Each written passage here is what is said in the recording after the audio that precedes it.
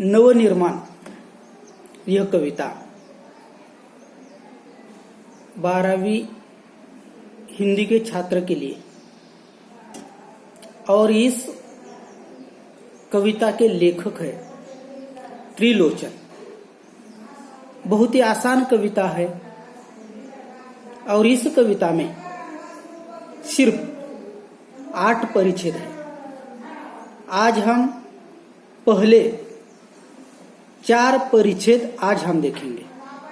पहला परिच्छेद इसी प्रकार का है। तुमने विश्वास दिया है मुझको, मन का उच्छ्वास दिया है मुझको, मैं इसे भूमि पर संभालूंगा, तुमने आकाश दिया है मुझको। पहले परिच्छेद का अर्थ बहुत ही आसान है। मनुष्य के लिए विश्वास बहुत ही महत्व का है और इस विश्वास के बलबूते पर मनुष्य बड़े से बड़े काम कर सकता है।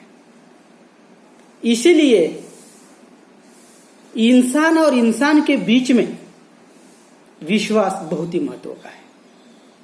तुमने उच्छ्वास दिया है मुझको और इस विश्वास के साथ मुझे प्रेरणा मिली है, मुझे सम्मान मिला हुआ है।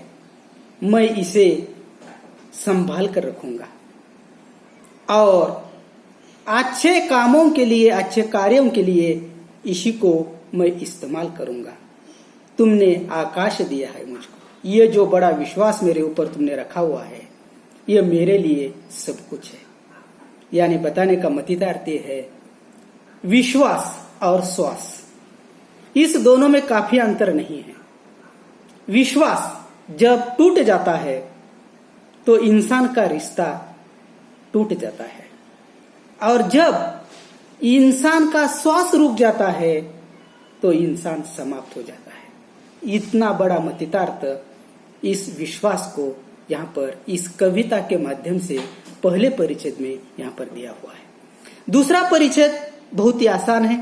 सूत्र यह तोड़ नहीं सकते हैं, तोड़कर जोड़ नहीं सकते हैं, तोड़कर जोड़ नहीं सकते हैं। व्योम में जाए, व्योम यानी आकाश, व्योम में जाए कभी भी उड़ जाए, भूमि को छोड़ नहीं सकते हैं। यानी दूसरे परिच्छेद में त्रिलोचन यह कवि इसी प्रकार यहां पर बताता है कि इंसान कितना भी बड़ा क्यों न हो जाए, कितना भी अमीर क्यों न हो जाए, चाहे वह आकाश में उड़ान भरता क्यों न हो या आकाश में उड़ता क्यों न हो, लेकिन उन्हें एक दिन जमीन पर ही आना पड़ता है। यानी कितना भी बड़ा होने से इंसान आकाश में रह नहीं सकता, उसे कभी ना कभी जमीन पर आना ही पड़ता है। यह वास्तविकता है और इसलिए इंसान ने वास्तविकता समझ कर लेनी है। हम कितने भी बड़े क्यों न हो जाए, कितने भी अमीर क्यों न हो जाए, तो हमारे पास किसी प्रकार का घमंड, किसी प्रकार का विश्वास यानी किसी प्रकार का गर्व हमारे पास नहीं होना चाहिए। अगर हमारे पास गर्व, अहंकार रहा तो बड़े से बड़े इंसान भी यहाँ पर गिर सकते हैं। इसी के अनेक उदाहरण यहाँ पर हम देखते हैं। उसी का उदाहरण हम देखेंगे तो रावण का है। यानी इसी प्रकार किसी प्रकार का गर्व हमारे पास यहाँ पर नहीं होना चाहिए। भूमि को छोड़ नहीं सकते और कितना भी बड़ा हो जाए, कितना भी अमीर हो जाए, तो हमें इस धरती के ऊपर ही रहना है, धरती को हमें नहीं छोड़ना है।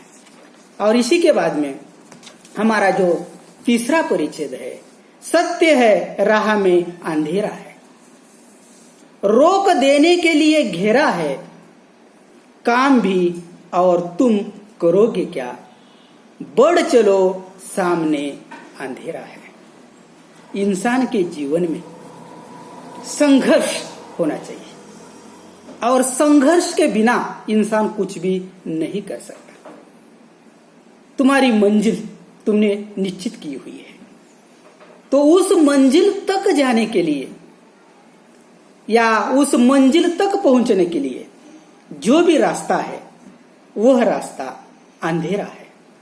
उस रास्ते में अंधेरा है, पत्थर है और कांटे हैं। तुम्हें उसी का मुकाबला करना है और उसी का मुकाबला करते करते तुम्हारे मंजिल तक तुम्हें पहुंचना है। और वहां जाकर करोगे क्या? बढ़ चलो, सामने अंधेरा है। कितनी भी परेशानी क्यों न हो जाए, कितने भी संकट क्यों न हो जाए, तो तुम्हें तुम्हारे मंजिल तक पहुंचना ही है। क्योंकि यह परेशानी, यह समस्या हमारी परीक्षा देखती है और इस परीक्षा में इम्तिहान में हमें पास होना है और हमारे मंजिल तक हमें पहुंचना है। और वही इंसान पहुंच सकता है कि जो आने वाली समस्या के ऊपर विजय प्राप्त करेगा, वही अपने मकसद तक, मंजिल तक पहुंच सकता है।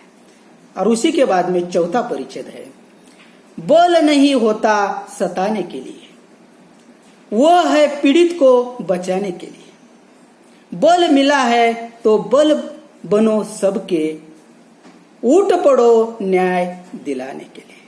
यह चौथा परिच्छेद है। और इस चौथे परिच्छेद में कवि यहाँ पर इसी प्रकार हमें बताते हैं कि बल के बारे में, भगवान ने हमें जो बल दिया हुआ है, भगवान ने हमें जो शक्ति दी हुई है, इस शक्ति का उपयोग हमें सार्थक कार्यों के लिए करना चाहिए। निरर्थक कार्य के लिए हमें यहाँ पर नहीं करना है। और जो पीड़ित लोग हैं, जो गरीब लोग हैं, उस पीड़ित लोगों के लिए हमारे बल का इस्तेमाल हमें करना है।